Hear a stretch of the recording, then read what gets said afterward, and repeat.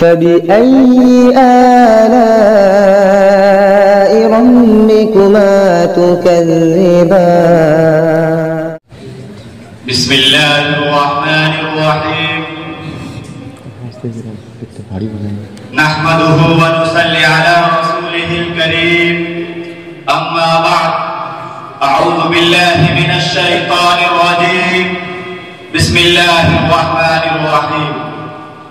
إنما يخشى الله من عباده العلماء إن الله عزيز غفور وقال إن الذين قالوا ربنا الله ثم استقاموا تتنزل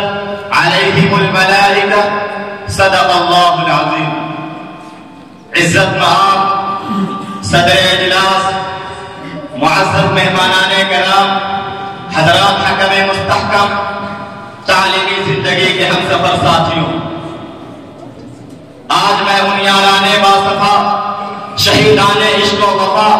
وارثان بلال اور سراسیل آزادی کے تذکرے کی سعادت حاصل کر رہا ہوں جن کا قلب و جگر اسلام کی عظمت سے معمور تھا جن کے چہرے پر عزم و استقلال کی کرنیں جلوہ فکن تھی جن کا دل جذبہ جہاد سے سرشار تھا جنہوں نے اپنی پوری زندگی اسلام کی سربلندی اور اعلاء کلمت اللہ کے لیے وقف کر دی جن کی ایک تاریخ ہے جن کی ایک داستان ہے جنہوں نے ہر دور میں اسلام کی آبیاری کی ہے اور جبنستان اسلام کی طرف بڑھنے والی ہر باد سموم کی راہ میں دیوار آہنی اور سد سکندری بن کر حائل ہو گئے حضرات اس جبنستان عالم کا پتا پتا اور بوٹا بوٹا اس بات کا شاہد ہے کہ یہ طبقہ ان اصحاب فکر و نظر وارثان قلب و جگر کا طبقہ ہے جنہوں نے تاریخ کے ہر نازک موڑ پر اس امت کی رہنمائی اور دستگیری فرمائی ہے یہ ان یاران باصفا شہیدان عشق و وفا کا قافلہ ہے جنہوں نے ہر دور میں باطل کا مقابلہ کیا جب بھی باطل نے حق کا چیلنج کیا انہوں نے اس کے چیلنج کو قبول کیا اور سرپکم میدان میں آ نکلے اور جم کر پوری بے خوفی سے باطل کا مقابلہ کیا انہوں نے جانے تو دے دی مگر باطل کو کبھی پیٹھ نہ دکھائی انہوں نے سر کو کٹا دیا مگر پرچم اسلام کو کبھی سر نے گڈا ہونے دیا غرضیوں کو انہوں نے ہر محاذ پر باطل کا مقابلہ کیا اور ہر طرح سے مقابلہ کیا ضرورت پڑی تو گولی چلائی ضرورت پڑی تو تلوار چلائی تلوار پھینکی قلم اٹھایا اور جب ضرورت پڑی تو اپنے شعلہ نوائیوں سے طوفان و تند و تیز اور سرکشوں پہ پاک کا کام لیا اور جب ضرورت پڑی تو قوم کی نونہالوں کی تربیت و اصلاح فرما کر باطل کے لیے دیوار آہنی اور موداد لشکر بنا دیا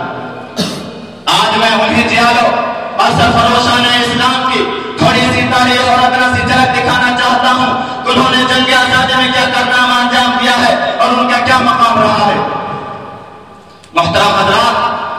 جب ہندوستان کی مقدس سرزمین پر انگریزوں کا نفاذ سایہ پڑا اور وہ اپنی شاہکارانہ واحد جانانہ چالوں سے جہاں کے مالک بن بیٹھے جب باشندگان ہند پر طرح طرح کے ظلم و ستم کے پہاڑ توڑے جانے لگے جب ہندوستانیوں کو غلام بنایا جانے لگا جب ہندوستانیوں کا خون ان کے پسینوں سے بھی افزا ہونے لگا تو ایسے نازک وقت میں سب سے پہلے جس شخص نے عالم بغاوت بلند کیا وہ محدث کبیر امام جلیل رئیس الاولیاء فخر چمن محرم فن نازش وطن شاہ عبدالعزیز ابن ولی اللہ محدث دہلوی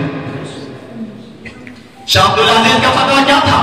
ایک مرد بیوہ تھا جو دشمنوں کے نشے تمنا پر گر پڑی انگریزوں کی نیند حرام ہو گئی جگہ جگہ آزادی کے شعلے بھڑکنے لگے اور پرچم لہرانے لگے سینوں میں ولولے مچلنے لگے اور حوصلے میں انگڑائیاں لینے شروع کر دی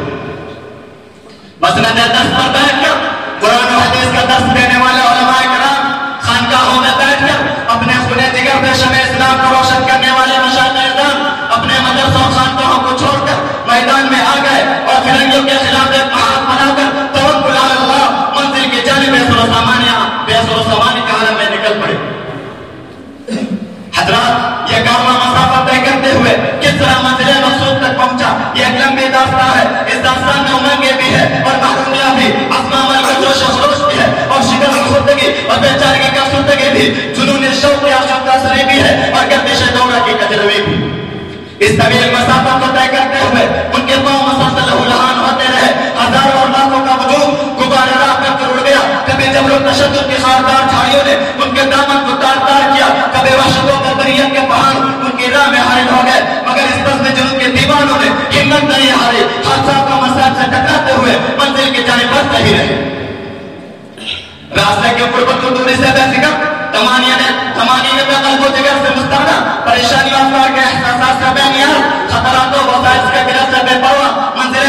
کی تلاش میں کبھی عرب و ترکی کی راہوں کو ناپتے ہیں تو کبھی روس افغان کی باتیں پیمائی کرتے ہیں، کبھی مالٹا کی کوٹھریوں میں قیام کرتے ہیں تو کبھی عدالت کے کٹہرے میں کھڑے ہو کر نغمہ آزادی سناتے ہیں، اور کبھی فاسے کا بندوں کو چوم کر منزل کا نشان پوچھتے ہیں تو کبھی ریوالور کے دہان پر انگلی رکھ دیتے ہیں شاید یہ گولیوں کی سربراہ کی منزل کا پتہ بتا سکے۔ غازیوں کو دیواروں نے آکاش سے منزل تک پہنچنے کی کوشش کی اور پہنچ کر ہی دم دیا۔ تاریخ ہند ہم سے کہتی ہے اس بزم جنوں کے دیوانے، اس بزم جنوں کے دیوانے ہر راہ سے پہنچے محفل تک، بہتابِ ان کی آنوں اس صحرا سے لے کر ساحل تک، خاصا کے گرہ پہ لکھتے تھے وہ اپنے دل نادا کا حال، شاید کہ تلاش مقتل میں کوئی پہنچے پتھر قاتل تک۔ میں نے چند بات پر اپنی تقریر ختم کرتا ہوں۔ وآخر دعوانا الحمدللہ رب العالمین۔